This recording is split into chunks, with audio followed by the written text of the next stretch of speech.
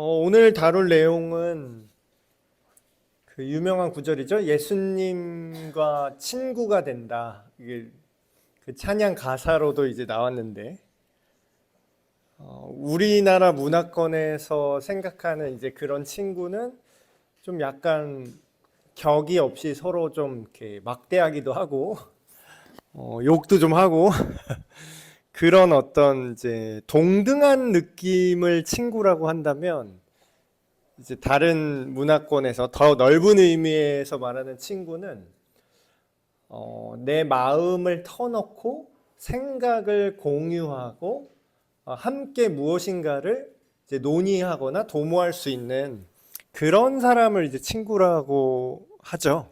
그래서 우리나라 문화에서 친구라고 하는 것보다는 좀 더 깊은 의미의 친구가 된다.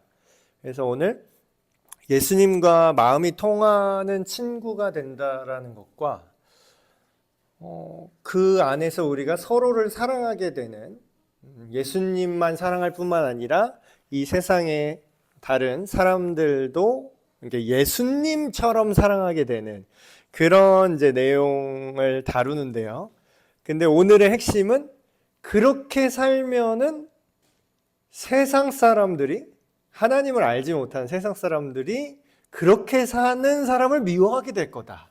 그래서 세상으로부터 그리스도인들이 미움을 받게 될 것이다 라는, 어떻게 보면 좀 이제 불편한 내용일 수 있습니다. 근데 이제 제가 이렇게 성경을 계속 이렇게 함께 이렇게 풀어가는 그 이유가 뭐냐면요, 우리가 너무 허약해요.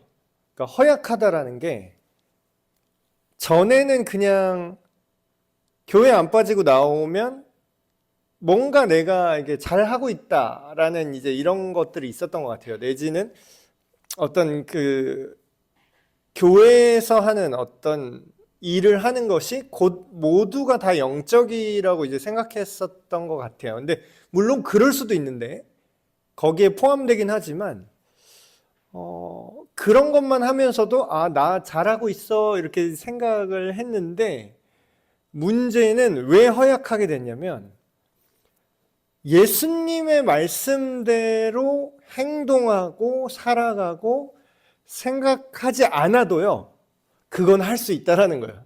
그래서 어떻게 보면 이제 사탄과 그 악한 영들의 입장에서 이제 우리들을 이제 바라보는 시점으로 이제 누군가가 이제 표현을 했는데, 교회 안에 있는 사람에게도 두 번째 계획이 있어요. 그러니까 제일 첫 번째 계획은 예수님을 못 믿게 하는 거고, 복음을 못 듣게 하는 게 첫 번째 계획이라면, 어찌저찌 이제 교회 안으로 들어왔어요, 그 사람이. 그럼 이제 두 번째 플랜이 있는데, 성경 말씀을 읽고 깨닫지 못하게 하고, 근데 교회는 나와, 이렇게 얘기를 하는 거죠. 근데 이제 결론은 예수님을 믿는 믿음대로 살아가는 삶에 힘이 있는 건데, 그렇지 않고 믿는 사람이 하는 행동을 그대로 비슷하게 하는 것이 나는 이 정도면 괜찮지 라고 생각을 하지만, 그렇게 사는 수많은 그리스도인 중에, 사실 그리스도인인지 아닌지 모르겠어요. 아닐 수도 있어요. 근데 제가 함부로 판단할 수는 없지만, 근데 이제 그런 사람들의 특징이 나도 교회 다니는데 하면서 말을 해요. 근데 하는 말이 뭐냐면 세상 사람과 같은 말을 해요. 야, 나도 교회 다니지만 그거는 너무 극단적인 거야. 너무 적당히 믿어라. 이런 얘기하는 사람들이 있어요. 그래서 그런 사람들은 세상이 미워하지 않아요. 왜냐면 자기네랑 생각이 똑같거든. 그러니까 정말 예수님 밖에 있는 사람이랑 생각이 별 차이가 없어요. 판단하는 결정들이. 근데 진짜로 예수님을 믿고, 오늘 이제 얘기한 것처럼 예수님과 친구처럼 예수님의 생각을 공유하고 예수님과 같은 뜻으로 논의할 수 있는 그런 존재가 된, 진짜로 거듭난 그리스도인들은 세상이랑 척을 질 수밖에 없어요. 여기서 말하는 세상은 여러분 사회생활 하지 말고 그냥 이제 교회만 있으십시오. 뭐 수도원으로 기도원에만 머무십시오. 이런 뜻이 아니라 그냥 이 세상에서 살잖아요, 우리가. 근데 그거 자체가 잘못됐다라는 게 아니라 세상 속에 있는 거는 원래 당연한 거지만 그 세상의 정신 있죠. 세상의 가치 판단 기준들. 그 세상적인 논리. 신은 없고 인간이 알아서 해야 돼. 물질 만능주의, 성공주의, 뭐 요즘 젊은 세대는 뭐 자기 자랑, 인기 이런 것들. 그러니까 그런 것들이랑 우리랑은 안 맞게 돼 있어요. 왜냐하면 예수님은 그런 걸 쫓아가지 말고 중심에 선한 가치관 안에서 살아가라고 했는데 세상은 전혀 그렇지 않거든요. 그래서 오늘은 세상으로부터 우리가 미움받을 거를 예수님이 미리 제자들한테 예고하는 그 장면을 함께 보도록 하겠습니다. 이제부터는 너희를 종이라 하지 아니하리니 종은 주인이 하는 것을 알지 못함이라. 너희를 친구라 하였노니 내가 내 아버지께 들은 것을 다 너희에게 알게 하였음이라. 자, 여기서 굉장히 중요한 내용이 나오는데 성경에 하나님의 백성들, 그러니까 우리식으로 말하면 예수님을 믿어서 이제 하나님의 자녀가 된 사람들의 정체성에 대해서 여러 가지 단어로 이제 설명을 해놨어요. 비유적으로. 그 중에 여러 개가 나오거든요. 뭐 자녀, 하나님의 자녀, 뭐 그리스도의 군사, 군인이다 이런 표현도 나오고, 그리고 또 뭐 그리스도의 신부다 이런 비유도 나오고, 그리고 교회의 몸이다, 주님의 몸된 성전이다. 다 똑같은 얘기예요. 근데 이제 이 각도를 다 다르게 해서 얘기하는 건데, 그리고 또 무슨 얘기죠? 하나님의 종이다. 근데 이제 뭐 좁은 의미의 하나님의 종은 이제 직접적으로 전임 사역하시는 분들, 뭐 우리가 뭐 목사님이나 옛날에 뭐 주의 종 이렇게 많이 불렀잖아요. 근데 이제 넓은 의미에서 주님의 종, 하나님의 종은 하나님의 뜻대로 살아가는 모든 그리스도인을, 또 종의 영성. 종은 내 마음대로 사는 게 아니라 주인의 부르심에 따라서 행동한다. 이런 정체성이 분명히 있긴 있거든요, 성경에. 근데 이제 종의 가치관에만 머물러서는 안 돼요. 이게 굉장히 중요한 건데, 주님이 말씀하시면 내가 따르겠습니다. 이게 약간 종의 영성이죠. 그러니까 이게 긍정적인 의미로서 종의 영성이죠. 주님이 주인 되시고, 말 그대로 주님이니까 주님이 나의 주인 되시고 나는 주님께 순종하며 따라가겠습니다. 이게 좋은 의미의 종의 영성인데, 근데 이게 단점이 있어요. 단점은 뭐냐면 너무 종의 영성만 강조하면 뭐예요? 내 의지를 자꾸 버리려고 그래요. 근데 이제 버리는 건 좋은데 나쁜 나의 욕망과 나의 욕심은 버려도 돼요. 그건 버리라고 해요, 성경에. 근데 뭐예요? 나의 좋은 적극적인 하나님 나라를 위해서 내 스스로 의지를 갖고 선한 일을 도모하라고 분명히 성경에 써 있는데 그것까지 같이 버려요. 그래서 시키는 대로 하겠습니다. 이렇게 되는 거예요. 근데 이제 하나님이 그걸 원하시느냐? 그렇지 않다라는 거예요. 지금 예수님 그 얘기를 하시죠? 종은 주인이 하는 것을 몰라요. 그러니까 이 얘기는 뭐냐면 정보를 모른다는 것뿐만 아니라 이런 거죠. 그 속 마음과 의도와 뜻, 그거를 모른다는 거예요. 그러니까 시키는 대로 하는 거예요. 근데 이게 굉장히 위험한 게 뭐냐면요. 지금 이제 우리 한국 교회 전체 그 상황에서 주일학교 애들 있잖아요. 애들 예를 들면 주일학교에서 뭐 청년까지, 길게 보면 청년까지, 청년부까지, 대학생까지. 뭐가 문제냐면요. 어릴 때는 부모님이 신앙을 갖고 있기 때문에 부모님 따라 교회에 와요. 그러니까 뭘 배우냐면 시키는 대로 하는 거에 굉장히 익숙하죠. 어린 시절에는. 왜냐면 학교에서는 숙제해라, 학원에서 이거 해와라. 그러니까 우리나라가 더 특히 심한 게 시키는 대로 해. 이게 굉장히 강합니다. 근데 그거를 교회에서도 해요. 물론 이제 교회에선 내용이 뭐 좋은 거다 보니까 그래도 함께 예배드리자, 교회에 나오자, 좋은 의미의 종의 영성일 수 있죠. 근데 이게 언제까지 가느냐? 빠른 애들은 중고등학교 때 벌써 내가 하나님과 마음이 통하지 않으면요, 시키는 대로 하는 거는 그 구속력이 없습니다. 그러니까 자기가 마음대로 할 수 있다고 생각하는 순간 바로 튕겨져 나가요. 빠른 애들은 중학교, 웬만하면 고등학교, 진짜 늦으면 딱 청년 되자마자 바로 교회 떠납니다. 그래서 실제로 통계가 한 40%?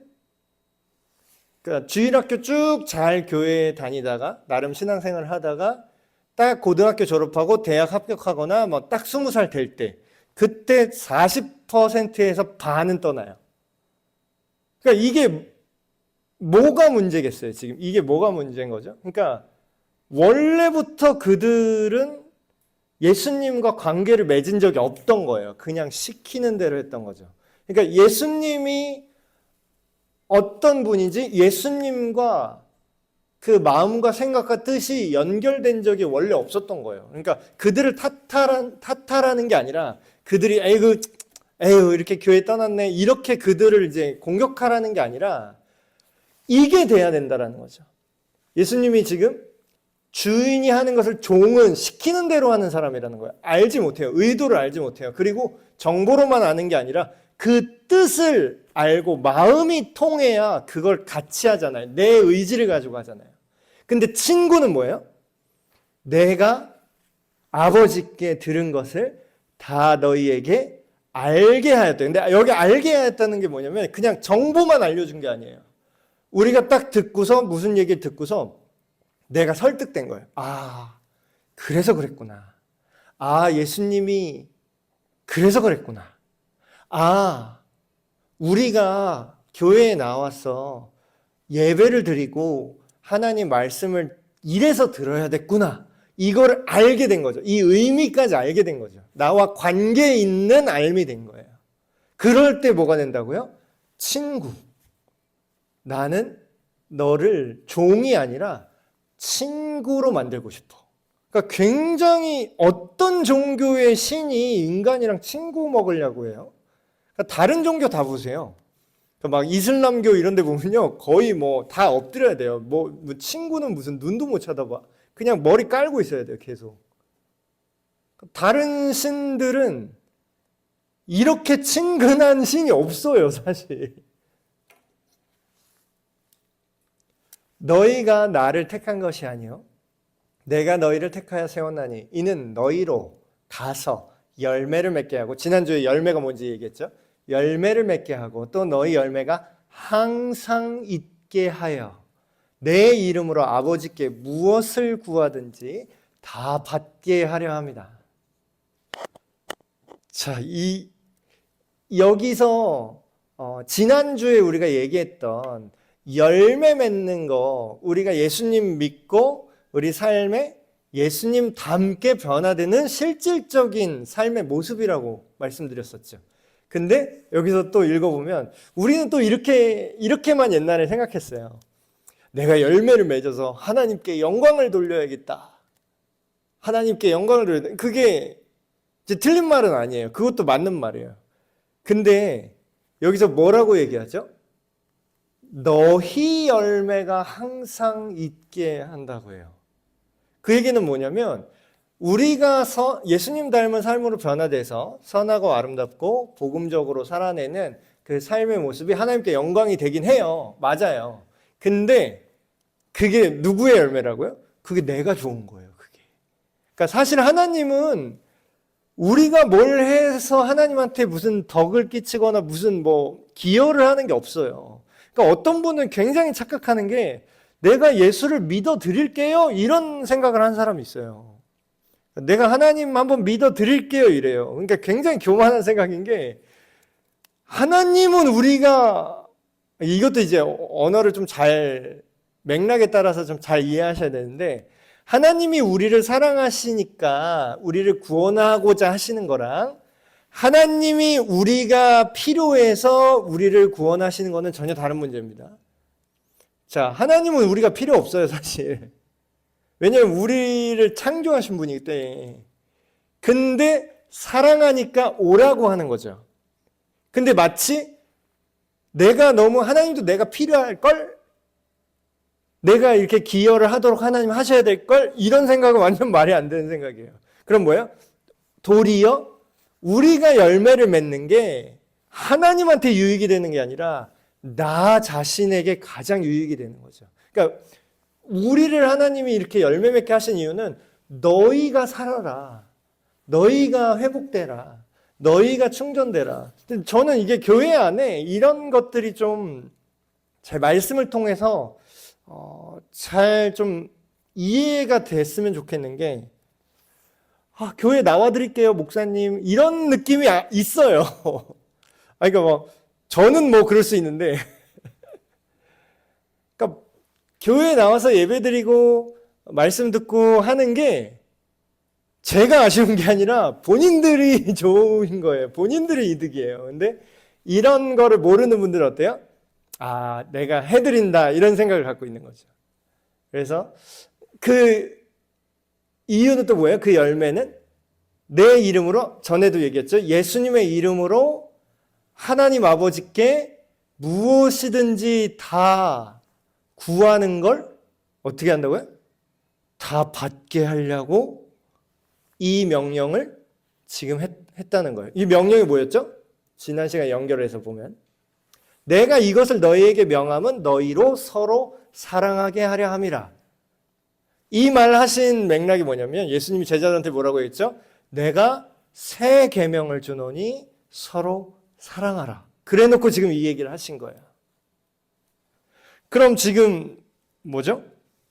종이나 노예가 아니라 하나님 아버지의 뜻을 알고 예수님의 친구가 되는 거랑, 그리고 열매 맺는 거랑, 서로 사랑하는 거랑 다 하나예요. 이 안에 다 들어있는 개념입니다. 그러니까 어느 하나 이렇게 딱 잘라서 보는 게 아니라, 우리가 성경에 그런 구절 있잖아요. 예수 그리스도 안에 모든 것이 다 있다. 그리고 사도 바울도 내가 다른 무슨 지식들, 지금으로 하면 사도 바울은 박사 학위자예요. 굉장히 아는 것도 많고 외국어에도 능통했고 지식도 되게 많았어요. 근데 그거 다 쓰레기르고 다 개똥같이 생각하고 예수 그리스도 외에는 다 배설물같이 여길 정도로 예수님 안에 모든 것이 있다, 이렇게 얘기하죠. 그러니까 이게 핵심인 거예요. 예수 그리스도 안에서 우리를 하나님 닮게 서로 사랑하게 하는, 그렇게 만드는 그런 원동력이 있다는 거죠. 자, 근데 이제 오늘의 주제 본론이 여기서 나옵니다. 자, 서로 사랑하라고 얘기했어요, 지금. 서로 사랑하고 열매 맺고 친구가 되어라. 다 좋아요. 근데 갑자기 이런 얘기를 합니다. 세상이 너희를 미워하면 너희보다 먼저 나를 미워한 줄을 알라. 이것도 이 문맥에 따라서 맥락에서 같이 이해를 하셔야 되는 게, 앞에 이 얘기를 했죠. 예수님의 친구가 되고 예수님 안에서 열매를 맺고 서로 사랑하게 된다. 그럼 다 좋아 보이잖아요. 근데 그러면 세상이 너희를 미워하게 될 거라는 거예요. 되게 이상하죠? 예수님 잘 믿는데 왜 세상이 날 미워하지? 그러니까 이제 우리가 예수님을 믿고 신앙이 이렇게 자라다 보면은 반드시 겪게 되는 게 있어요.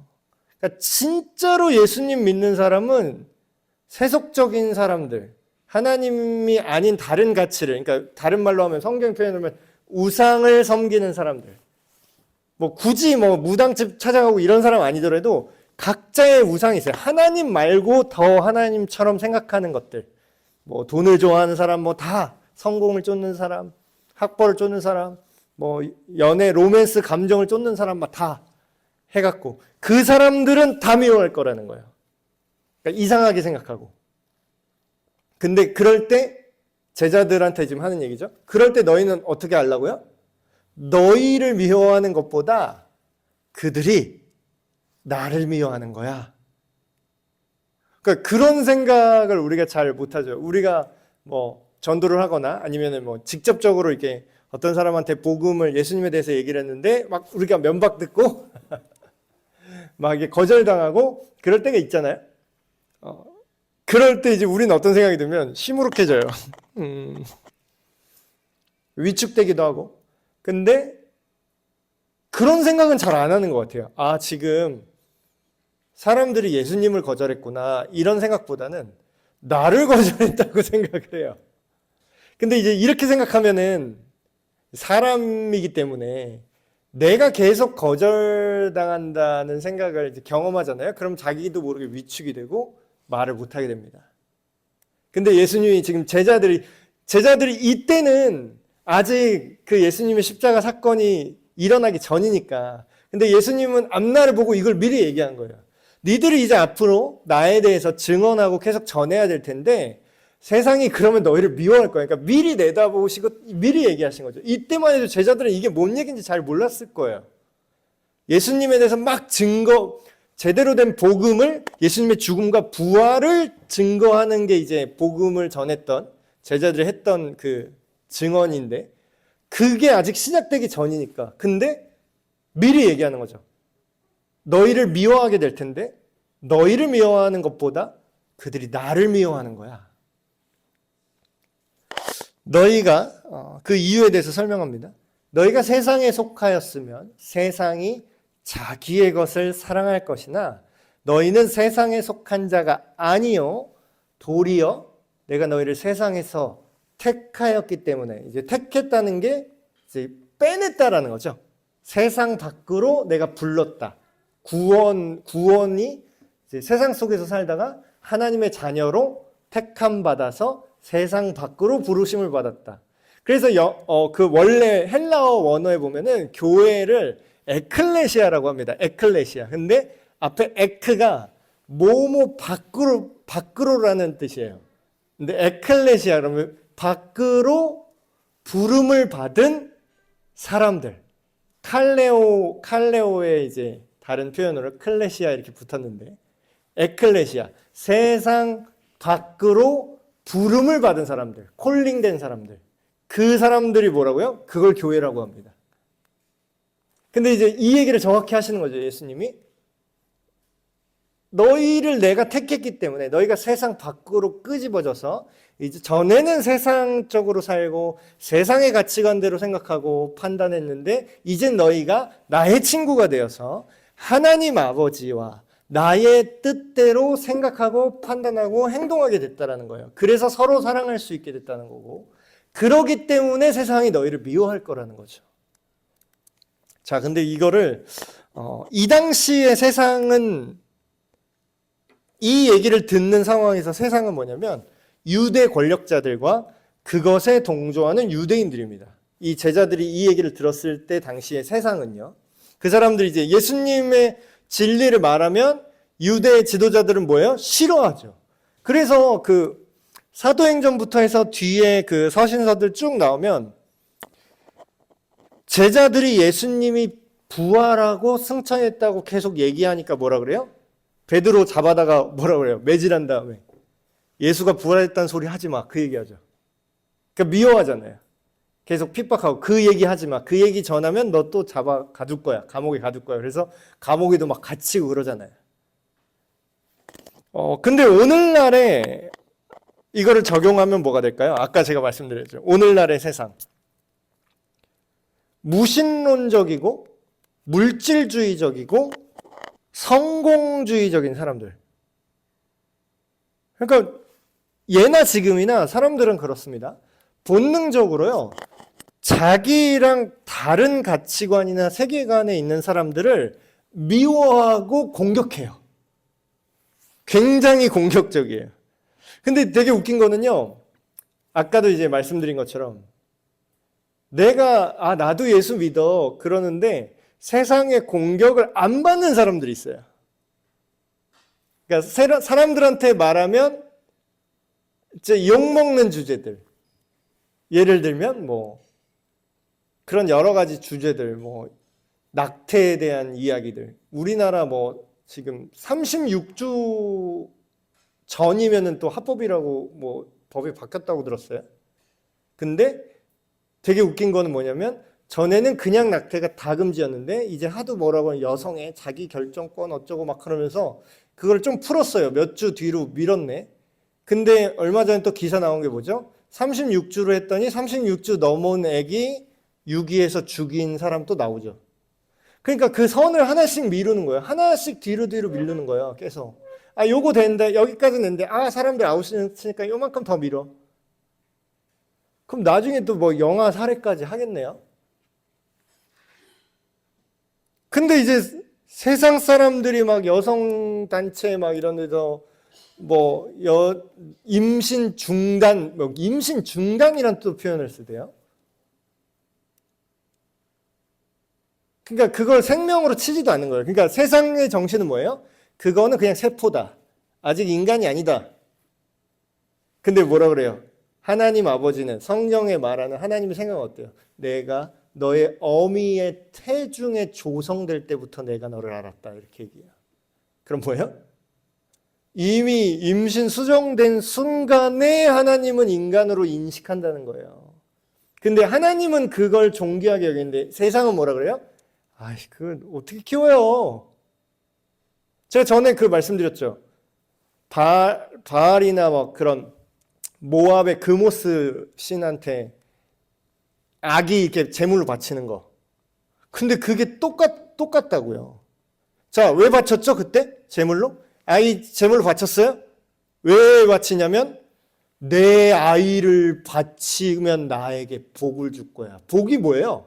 내가 잘 먹고 잘 살고 내 농사가 잘 되고 내가 재정적인 금전적인 이득을 얻게 이 그모스 신이 나를 보살필 거야.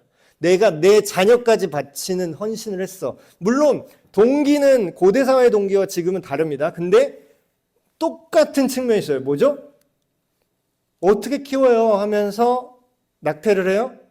왜 낙태를 하죠? 걔를 낳고 키우면 나한테 금전적인 손실이 오거든. 내 인생이 재정적으로 힘들어지거든. 그럼 뭐예요? 똑같지 않나요? 걔를 죽임으로 인해서 내가 재정적 이득을 얻잖아요. 그모스 신 섬기는 거랑 똑같잖아요, 결론은. 그 생명보다 내가 얻을 재정적 이득이 중요한 거잖아요. 그러니까 세상은 그렇게 말해요. 그러니까 이렇게까지는 생각을 못할 수도 있어요. 근데 그들이 하는 선택은 뭐예요? 절대 하나님의 자녀, 예수님의 친구라면 절대로 그 선택을 옹호할 수 없어요. 근데 뭐예요? 그래서 우리가 예수님 믿는 사람들이 이걸 말해요. 이건 잘못된 겁니다. 어떤 이슈에 대해서. 그럼 뭐야? 세상이 공격해요.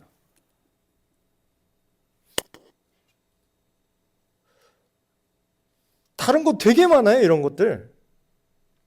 전에도 뭐 나왔죠? 얼마 전에? 나는 진화를 사실로 믿지 않고 나는 하나님께서 창조하셨다는 걸로 믿어요.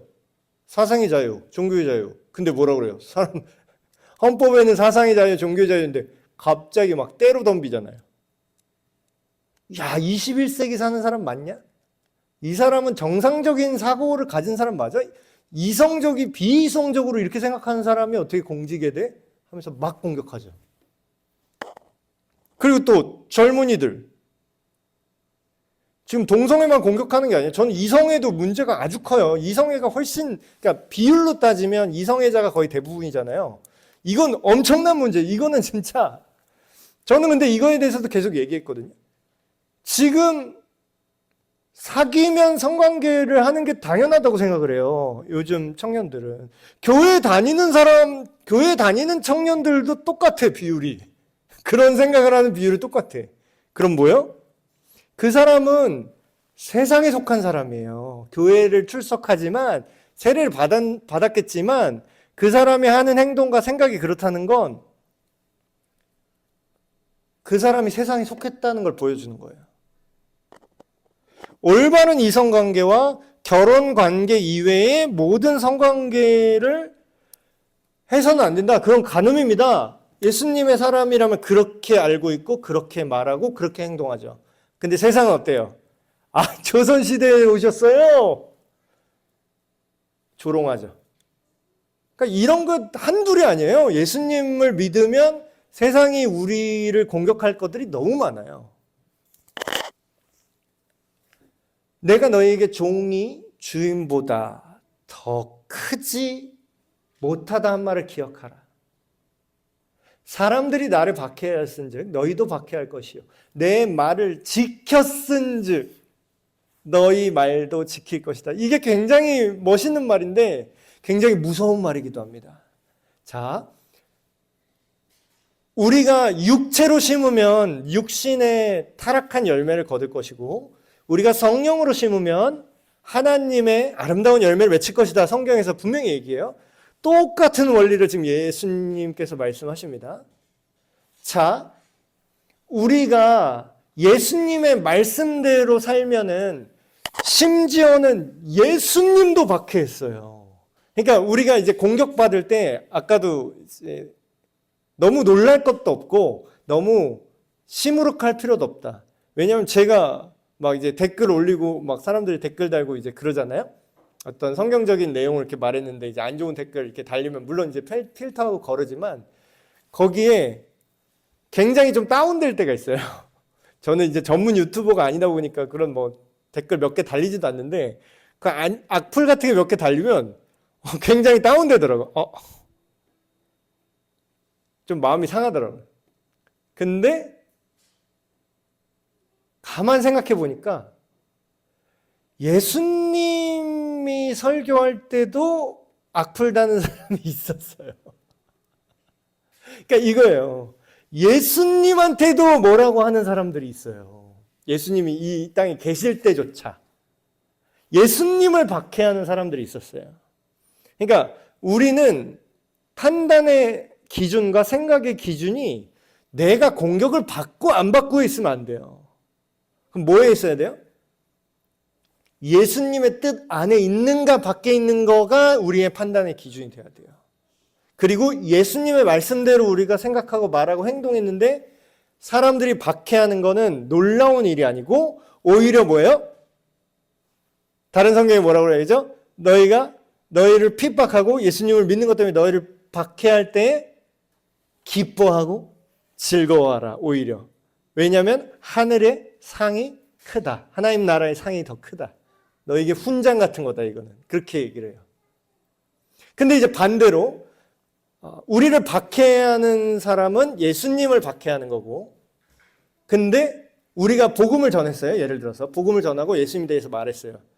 하나님 나라의 가치관대로 이거는 이래서 생명은 이렇고 우리의 이성 관계나 어떤 성적인 부분은 이렇게 하면 올바른 거야 라고 예수님의 가치관대로 우리가 딱 얘기를 했는데 반대로 긍정적인 반응을 하는 사람이 있어요.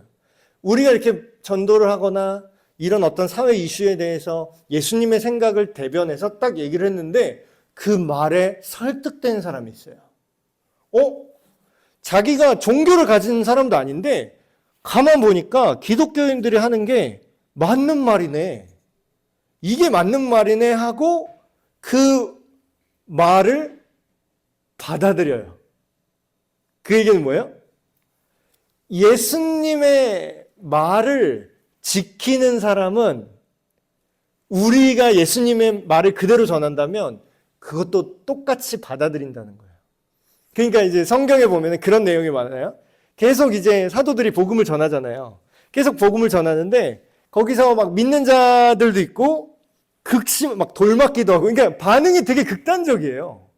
그러니까 우리가 전에도 비슷한 얘기를 했는데 오늘날에 우리가 복음 전도를 좀 회색지대에 있는 경우들이 있는데 종종 그게 뭐냐면 미지근하게 하니까 미지근하게 넘어가요.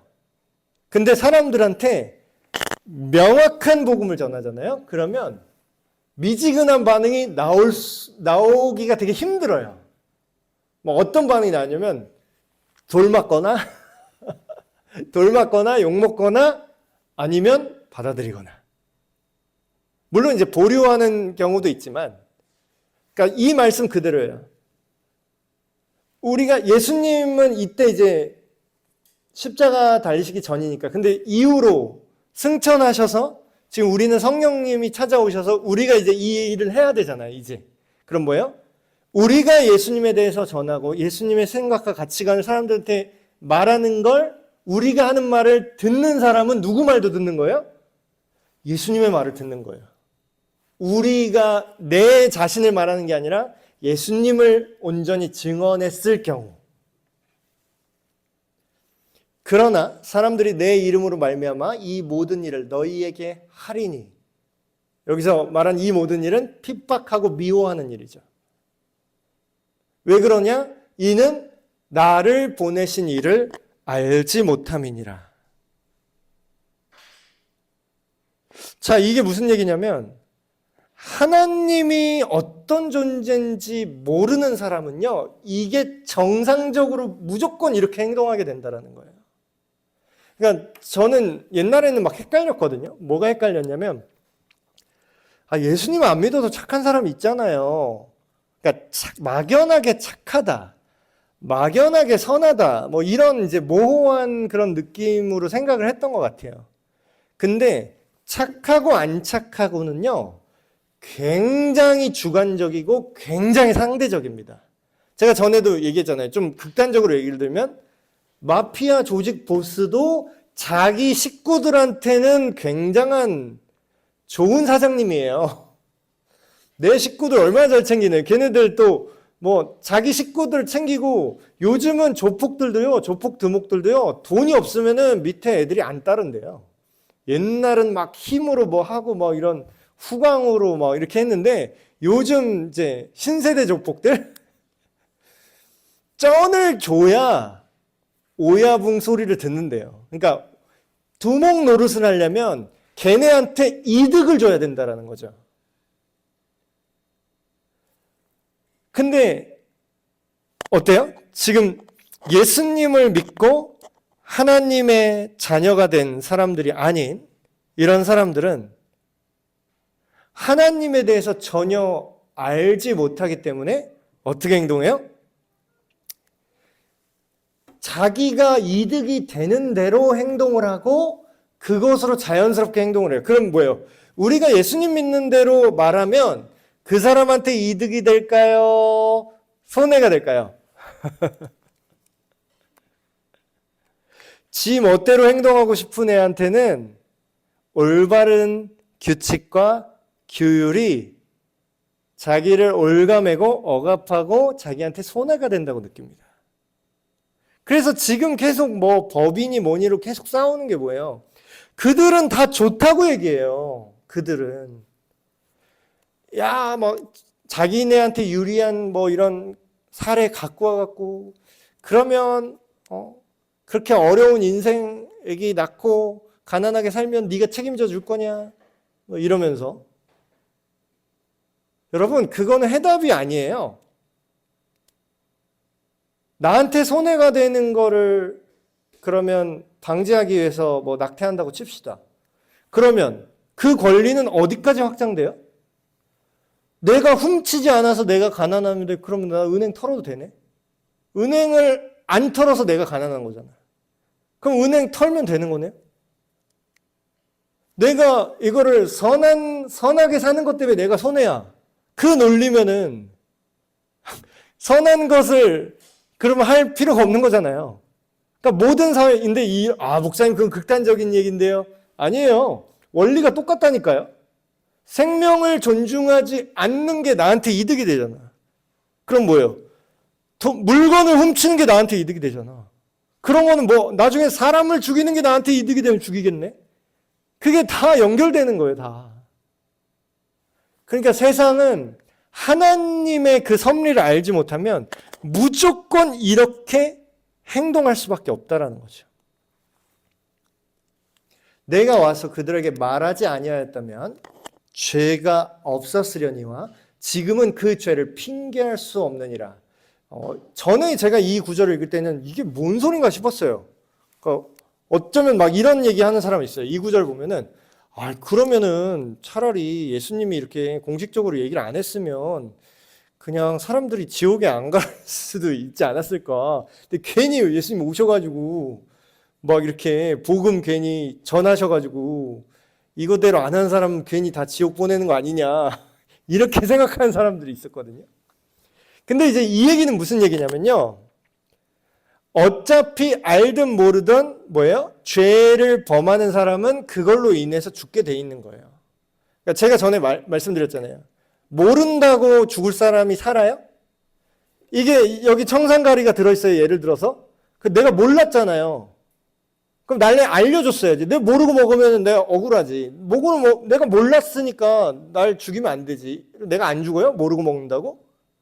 모르고 먹던 알고 먹던 독 마시면 그냥 죽어요. 그 얘기예요. 하나님을 모르고 떠났던 알고 떠났던 하나님과 연결되어 있는 게 생명이기 때문에 여기서 떨어져 나가면 죽어요. 근데 그거를 예수님이 공식적으로 대외적으로 공지하는 거 오히려 거꾸로 해요. 원래 안 죽을 건데 이걸 괜히 예수님 알려줘서 복음 전해갖고 이거대로 안 하는 사람 괜히 지옥 갔네. 이게 아니라 오히려 사람들이 죽을까봐 공식적으로 아예 오피셜하게 딱 공지를 하신 거예요. 지금 예수님이. 자, 들어라. 이게 죄고 이게 문제고 너희는 이렇게 해야 살아라고 공식적으로 지금 선언을 하신 거죠.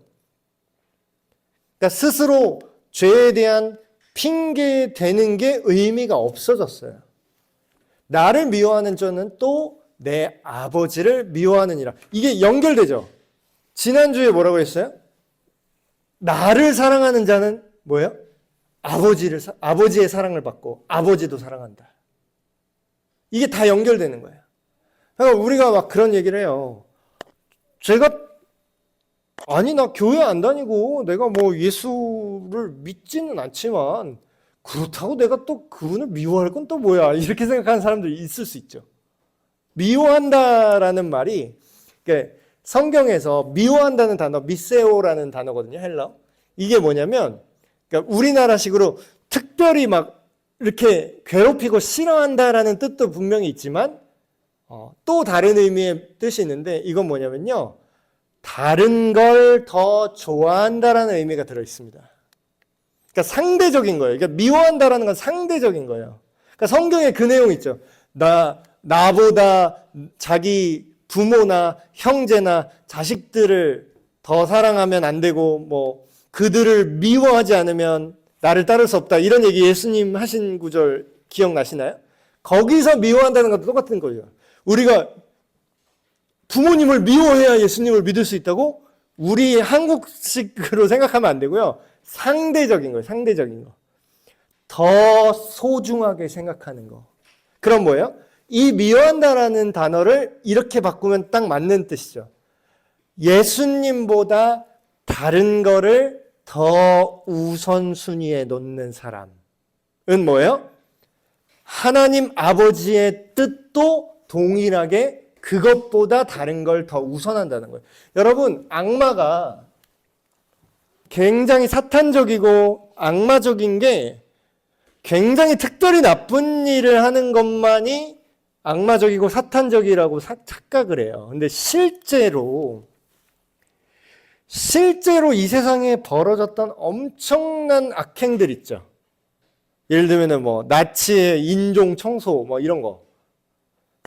그 일을 한 사람이 다 할 수 있었을 거라고 생각하십니까? 그 수많은 사람을 학살하는 거를 한 사람이 할 수 있다고 생각하세요?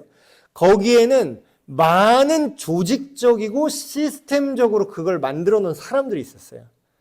그 중에 하나 전범재판 나중에 섰는데 그 사람은요, 가스실을 구경도 못 해본 사람이에요. 그러니까 유대인을 잡아 죽이는 일에 핵심적으로 가담을 했는데 그 사람은 정작 유대인을 죽이는 걸 한 번도 본 적이 없는 사람이에요. 그 사람이 한 일이 뭔지 아세요? 책상에 앉아서 서류에 명단 넣고 사인해서 결제 도장 찍고 넘겨준 게 다예요. 근데 그 서류의 내용이 뭔지 아세요? 죽일 사람 리스트예요. 가스실에 집어쳐넣을 사람들의 리스트를 적어서 사인해서 이 사람 죽이라고 넘겼던 사람인 거예요. 근데 뭐예요? 이게 악의 평범성이라는 겁니다. 그 사람은요, 자기가 그 재판에 섰을 때 뭐라고 했냐면 자기는 내가 사람을 학살한다는 생각을 안 하고 나는 그냥 내 맡은 일을 그냥 성실히 한 착한 사람인 줄 알았어요. 이렇게 얘기해요. 그 얘기가 뭐죠? 하나님의 기준보다 특별히 하나님을 미워하지 않아요, 그 사람이. 근데 결과적으로 미워하는 건 뭐예요? 하나님의 기준보다 자기 생각과 자기 직업과 나치 당에 충성하는 거를 더 귀중하게 여긴 게 하나님을 미워하는 결정을 내린 거예요. 내가 아무도 못한 일을 그들 중에서 하지 아니하였더라면, 여기서 아무도 못한 일은 앞으로 하실 일이죠. 예수님의 십자가 죽으심과 부활을 말합니다. 내가 이 십자가 사건을 그들 중에서 하지 않았더라면 그들에게 죄가 없었으려니. 여기 근데 이제 이거를 그대로 해석하면 안 돼요. 정말로 죄가 없었을 거다. 예수님이 십자가에 달리지 않았으면 사람들이 무죄로 그냥 방면됐을 것이다. 이런 뜻이 아니에요. 여기서 말하는 그들에게 죄가 없었으려니와 이거는 뭐냐면 그들 스스로 죄가 있는 것을 알지 못했을 거라는 거예요. 실제로 죄가 없었다라는 뜻이 아니라. 그들에게 죄가 없었으려니와 지금은 그들이 나와 내 아버지를 보았다. 여기까지 뭐예요? 공지를 했다라는 거죠. 여러분, 하나님이 정의의 하나님이죠. 공의로운 하나님이에요. 그럼 뭐예요? 하나님이 뭔가를 집행을 할 때는 그냥 하지 않아요. 다 기회를 줘요. 자, 회개하고 돌아와라, 항복해라, 피해라. 이거 뭐 역사에 있었던 이제 실제 사건이지만 그 일본에 미국이 핵폭탄을 투하했잖아요. 나가사키, 히로시마 이렇게 투하했잖아요. 저는 이제 역사를 잘 그렇게까지 자세히 몰랐는데 그냥 갑자기 와서 기습으로 와서 핵 그냥 딱 떨어뜨린 줄 알았어요. 그러니까 전쟁을 하려면 그냥 예고 없이 빡 쳐서 이제 제압을 하는 게 이제 전쟁이라고 생각을 했는데 실제 역사 기록에 대해서 이렇게 보니까 공지를 엄청 했더라고요. 거기에 미리 비행기로 그 일본 말로 그거를 이런 전단지를 엄청나게 써가지고 거기에 미리 다 흩뿌렸대요. 그러니까 민간인을 죽이지 않으려고 막 흩뿌렸대요. 뭐가 하늘에서 막 떨어져, 종이가.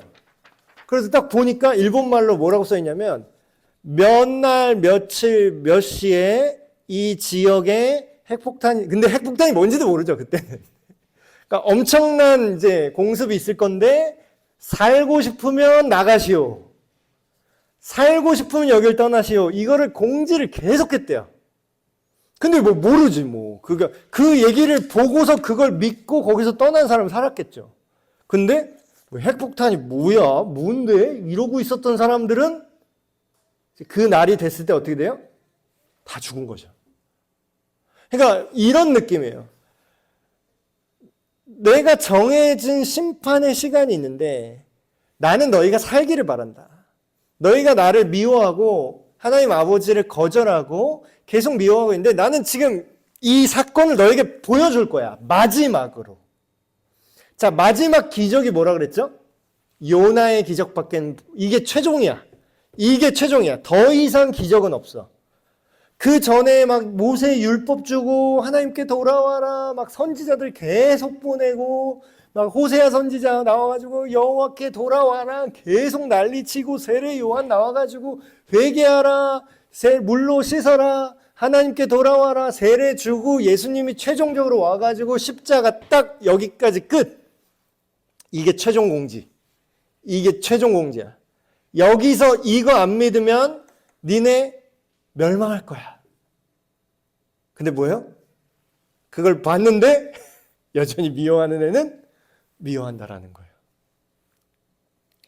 그러나 이는 그들의 율법에 기록된 바 그들이 이유 없이 나를 미워하였다 한 말을 응하게 하려 하면 이 얘기는 예전부터 예고가 돼 있어요. 옛날부터 계속 얘기했잖아요. 그러니까 들을 귀 있는 자는 들으라. 이런 성경의 표현이 옛날에는 막 이해가 안 됐거든요. 뭐 이거 들으란 말이야, 말라는 말이야. 하나님이 좀 설득시켜야 되는 게 아닌가? 막 이런 생각을 했었거든요. 근데 성경 전체를 이해하면은 그 말밖에 할 수가 없겠구나 싶어요. 계속해서 사실을 얘기해줘도요, 자기가 마음으로 깨닫고 돌이키지 않으면요, 그건 한 귀로 듣고 한 귀로 흐르는 거예요. 그리고 또 계시록에도 그렇고 다니엘서에도 그렇고 뭐 그 얘기 있죠. 악을 행하는 자는 계속 악을 행하게 두고 선을 행하는 자는 선을 행하게 두라. 지혜로운 자는 계속 지혜롭게 하고 어리석은 자는 계속 어리석게 냅둬라. 냅둬라라는 게 정말 냅두라는 게 아니라 복음을 전해도 끝까지 듣지 않고 계속 미워할 자는 그렇게 할 거라는 거예요. 근데 문제는 뭐예요? 우리가 그 사람이 누군지 모른다는 거예요. 우리는 그냥 그들이 돌아오기를 바라고 하나님 마음을 그대로 전하고 복음을 나누는 일을 하는 거죠. 내가 아버지께로부터 너에게 보낼 보혜사 성령님이죠. 곧 아버지께로부터 나오시는 진리의 성령이 오실 때 그가 어떤 일을 할 거라고요? 나를 증언하실 것이요. 성령님이 예수님이 누구신지 알려주실 것이다. 자, 근데 이게 굉장히 중요한 게 마지막 절이랑 연결되죠. 성령님이 이제 이렇게 나를 증언할 거래요. 성령님이 오시면 예수님을 깨닫게 하시고 알리실 거래요. 근데 그 다음에 이어서 뭐가 나와요? 너희도, 여기서 말한 너희는 누구예요? 제자들이죠. 처음부터 나와 함께 있었으므로 증언하느니라. 뭘 증언한다는 거예요, 지금? 예수님이 하나님의 아들이고 구원자시고 예수님이 이때는 아직 이루어지지 않았지만 십자가에서 죽으시고 부활하신 그 구원자라는 사실을 증언하게 될 거라는 거예요. 자, 이거 생각해 보면 성령님이 예수님을 믿는 사람한테 하시는 가장 중요한 일이 예수님을 알게 하고 예수님을 증언하는 거라고 했잖아요. 있는 그대로의 예수님이, 내가 생각하는 예수님이 아니라 있는 그대로의 예수님을 우리에게 알려주실 것이다. 근데 반대로 말하면 뭐예요? 예수님의 복음을 진짜 성경대로 증언하는 사람은 어떤 걸 받는다고요? 미움을 받고 박해를 받을 것이다. 왜냐하면 사탄과 세상의 주관자들은 절대로 하나님의 권위를 인정하지 않을 거기 때문이에요. 근데 뭐예요? 성령님이 우리 안에 계셨다는 건 우리도 뭐예요? 하나님을 사랑하고 서로 사랑하라 하신 그 말씀이 우리 안에 이제 깨달아졌기 때문에 이거를 우리는 증언하게 된다라는 거예요. 그래서 가장 큰 특징, 내가 정말로 예수님을 믿나? 하나님의 자녀가 된 게 맞나? 이제 헷갈리면 뭐 여러 가지 지표가 있지만 지난주에 뭐 얘기했지만 가장 확실한 증거는 뭐냐면 예수님을 알리고 싶어하는 사람 중에서 복음을 전하고 싶어하고 복음을 전하는 사람 중에서 예수님을 안 믿는 사람은 거의 없어요. 그러니까 비율로 따지면 물론 이제 예수님 안 믿는데 막 괜히 뭐 다른 이유 때문에 교회에서 막 총동원 줄 사람 이렇게 1등 하면은 뭐 상금 준다 뭐 이랬을 때 하는 사람은 있을 수 있겠죠. 근데 보통은 뭐예요? 예수님을 전하면 핍박이 오거나 거절이 오죠. 근데도 내가 그걸 감수하고 하겠다는 마음이 들어. 내 안에 이런 생각이 들어.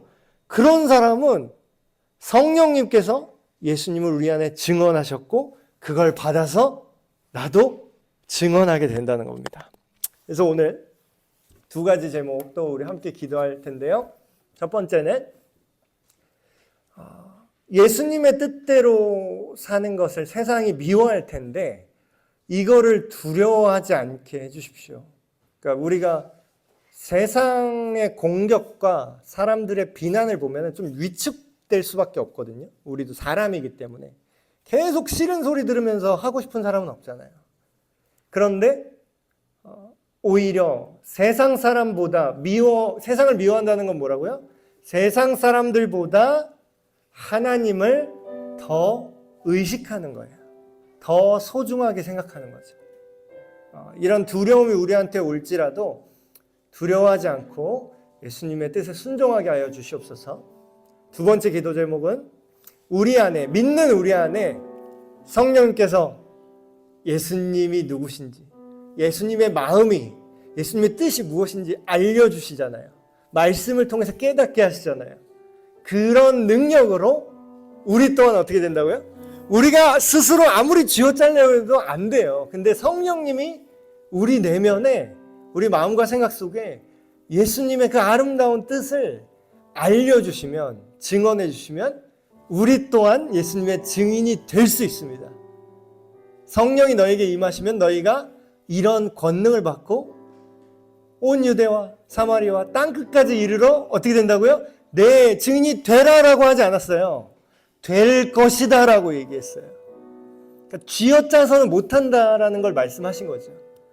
우리 안에 이런 담대한 용기와 증인된 삶을 살기 힘든 마음이 있다면 우리 안에 성령님, 예수님을 더 증언해 주십시오. 내가 아직 예수님이 어떤 분인지, 예수님의 복음과 예수님의 진리가 얼마나 아름다운 건지 내가 아직 충분히 알지 못합니다. 나에게 증언해 주십시오. 예수님의 사랑을, 예수님의 그 선하심을 성령님 내 안에 먼저 증언해 주십시오. 이 시간 함께 기도하시겠습니다. 하나님 아버지, 예수님의 뜻대로 순종하면서 기뻐하면서 살아갈 때 오히려 세상은 우리를 미워하고 우리를 공격하고 우리를 박해하는 것을 보게 됩니다. 그러나 예수님께서도 세상이 너희를 미워하거든 너희보다 나를 먼저 미워한 줄 알라 하신 그 말씀을 기억하게 하여 주시옵소서. 예수님도 미움받는데 내가 뭐라고 욕먹는 게 두렵겠습니까? 신까지 욕하는 그들이 그 누구를 욕하지 못하겠습니까? 우리가 그들에게 위축되지 않게 하시고 담대하게 두려움 없이 하나님의 사랑과 하나님의 구원을 나눠줄 수 있는 믿음의 사람 되게 하여 주시옵소서. 하나님 아버지, 우리 안에 성령님께서 우리 안에 먼저 예수님을 충분히 증언해 주시길 원합니다. 우리 안에 예수님의 사랑과 주님의 놀라운 진리의 그 아름다움과 우리가 서로 사랑할 수 있게 하시는 그 능력을 먼저 경험케 하여 주셔서 그 능력을 다른 사람한테 증언하지 않고는 견딜 수 없는 그 사랑이 넘쳐서 흘러나가는 귀한 역사가 있게 하여 주시옵소서. 하나님 아버지, 오늘도 요한복음 예수님의 말씀을 통하여서 우리 사랑하는 에베네스 교회 한 사람 한 사람이 마음을 새롭게 하게 되길 원합니다. 우리가 우리 스스로 하려고 했더니 너무나 막히고 너무나 절망하고 위축될 때가 많습니다. 그러나 우리 안에 주신 하나님의 영, 예수 그리스도의 영, 성령님께서 이 진리가 너무나 아름답고 듣는 모든 사람을 새롭게 할 수 있음을 믿어지게 하셔서 그 모든 사랑과 진리를 전달하게 하시고 사람들이 우리의 말을 들을 때에 예수님 또한 사랑하게 됨을 우리가 믿음으로 추구하면서 나아가게 하여 주시옵소서. 모든 말씀 우리 주 예수 그리스도의 이름으로 기도합니다. 아멘.